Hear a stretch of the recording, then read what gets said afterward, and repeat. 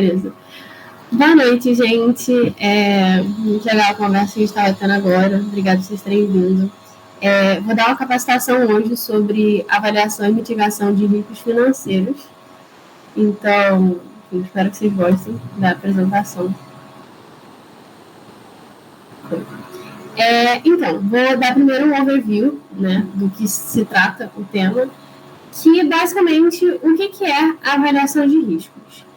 Todas as empresas elas estão suscetíveis a sofrer riscos, enfim, sofrer eventos que tenham relação com, enfim, riscos não só financeiros, mas legais, operacionais, tecnológicos, de dados e tal. E a avaliação de riscos é basicamente um processo que visa identificar quais são esses riscos e traçar planos de ação para lidar com esses riscos caso eles venham a acontecer em algum momento, né? E qual seria a importância de mitigar esses riscos?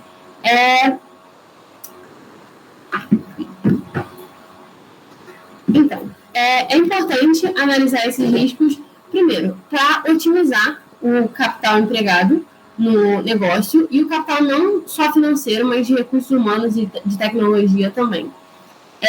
Reduzir os prejuízos, sobretudo prejuízos operacionais, porque vários riscos, como eu vou falar, enfim, adiante, eles podem vir a trazer um custo não só financeiro, mas para a reputação da empresa também, para embasar decisões com relação ao que fazer, né, planos de ações. É importante a gente ter isso pré-estabelecido para lidar com uma forma eficiente, de uma forma eficiente com qualquer problema que vier a aparecer.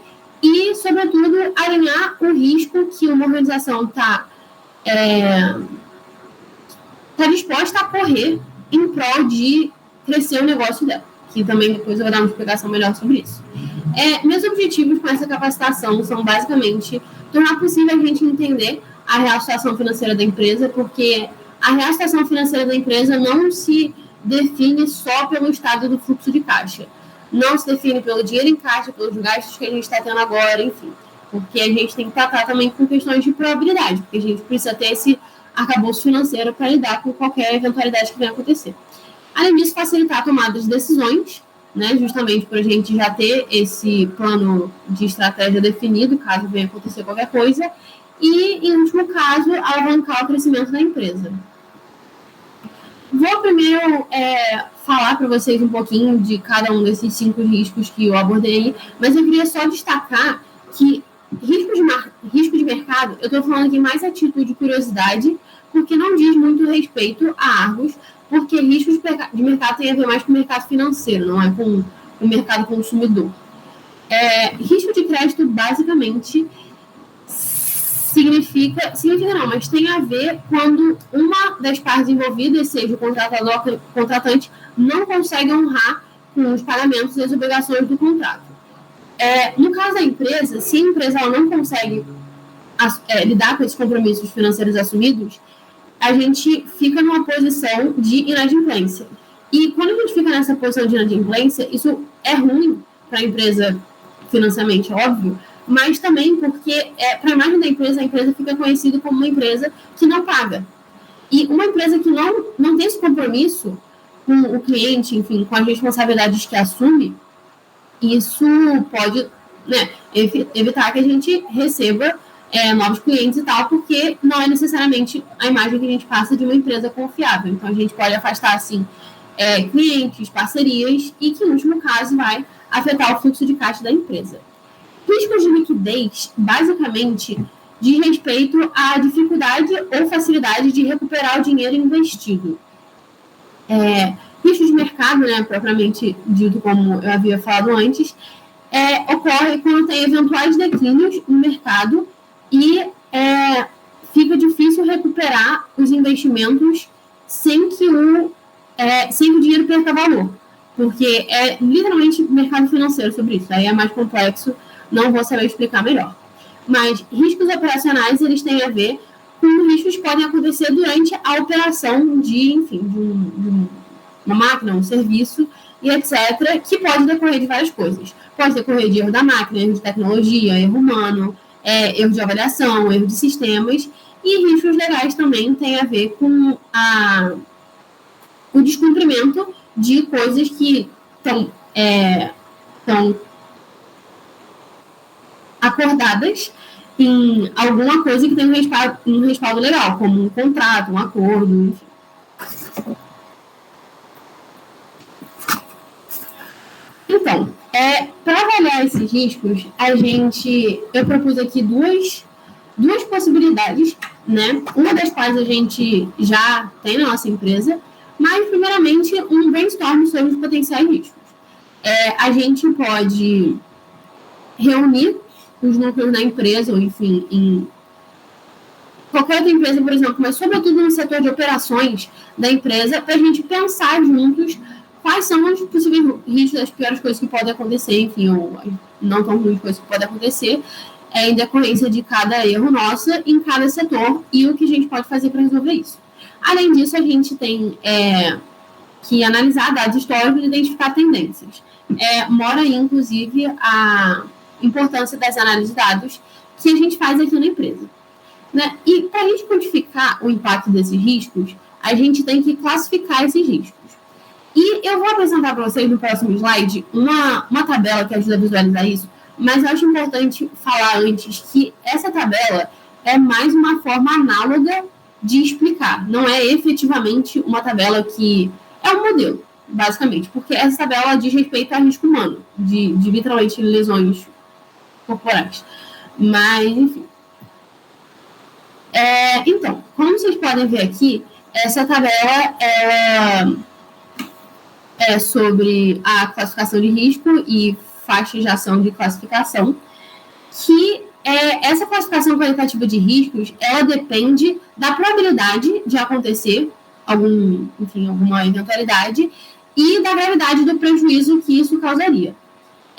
Para isso, essa tabela ela foi criada pela...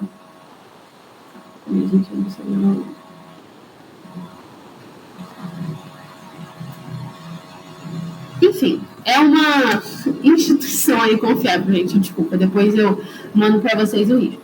Mas, basicamente, vocês podem ver aí que um evento mais improvável, muito improvável, né, ele é classificado como 1 ou 2.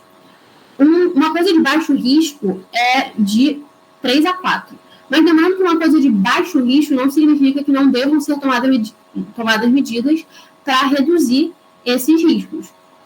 Porque sempre tem como ser mais baixo, então não é porque é baixo que a gente não deve repensar as medidas para lidar com eles.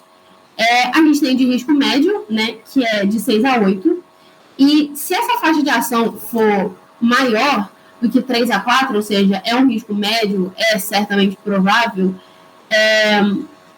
tem que se revisar as medidas, revisar e melhorar, né, as medidas de controle. Além disso, tem os riscos de alto, né, são altos riscos, ou seja, são as mais prováveis, que são classificados com 9, 12 ou 16. E quando a gente está nessa categoria de risco, a gente chega numa situação de que a gente precisa recorrer a uma ajuda superior, que a gente tem que correr atrás de algum consultor profissional que saiba lidar, enfim, repensar essas medidas para a gente lidar da melhor forma com essas possíveis eventualidades. E esses riscos, eles são calculados, como vocês conseguem ver aí, pela probabilidade vezes a gravidade de lesão. Ou seja, um risco, um evento improvável, de nível 1, e que cause uma possível lesão trivial, o risco, ele é considerado de 1, é um risco mínimo. Se um evento é provável e desse evento, que seria o número 3, e se esse evento fosse ocasionar, por exemplo, 4 lesões possíveis, ou seja, 4 prejuízos possíveis, então o risco é 12, ou seja, é um alto risco. Entendeu? E diante dessas situações, em situação de risco improvável e risco mínimo, a gente deve manter as medidas existentes, que significa que se a gente está adotando essas medidas e essas medidas estão mantendo esse risco baixo, significa que são medidas que estão funcionando, que são boas para a nossa empresa.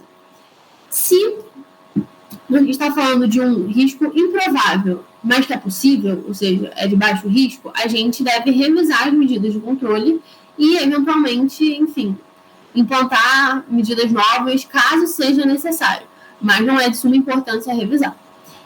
Se a gente está falando de um risco médio, ou seja, é provável que aconteça, a gente precisa necessariamente melhorar as medidas de controle. Significa que o que a gente está fazendo não está sendo suficiente.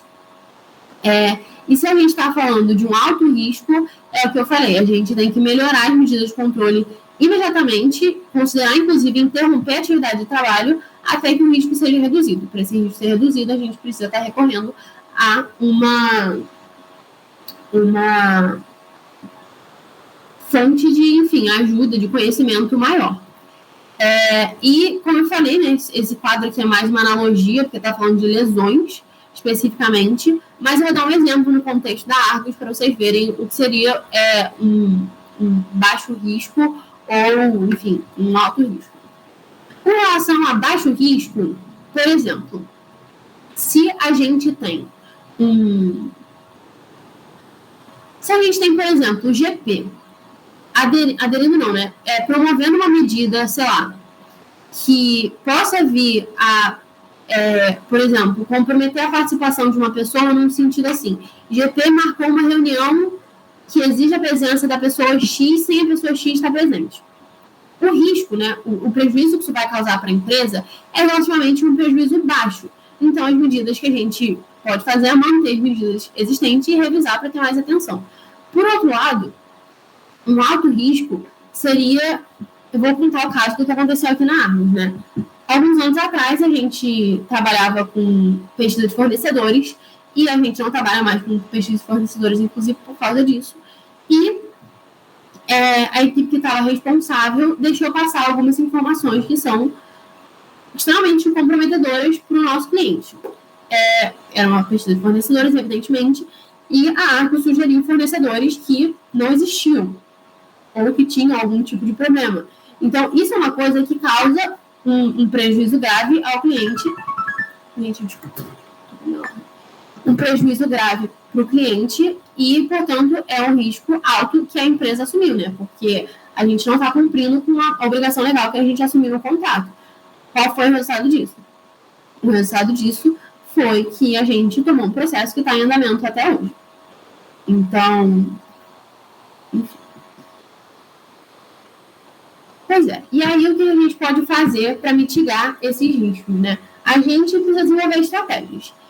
A gente precisa identificar o tipo de risco e definir ordem de prioridades, que é para isso que serve, né, a tabela que eu mostrei anteriormente, que é para ver, de todos os problemas que tem, o que a gente tem que resolver primeiro. Quais são as coisas mais graves, quais são as coisas que a gente precisa mudar, que pode trazer problema para a gente num nível mais imediato ou mais grave. Segundo, criar diretrizes e estratégias para tratar cada tipo de risco, né? Voltando, né? Tem todos aqueles tipos de risco que eu mostrei anteriormente, os 5 tipos, e a gente tem que criar diretrizes específicas a cada risco. A gente não pode dar uma diretriz geral, por exemplo, para querer lidar com um risco operacional e com um risco de crédito, por exemplo.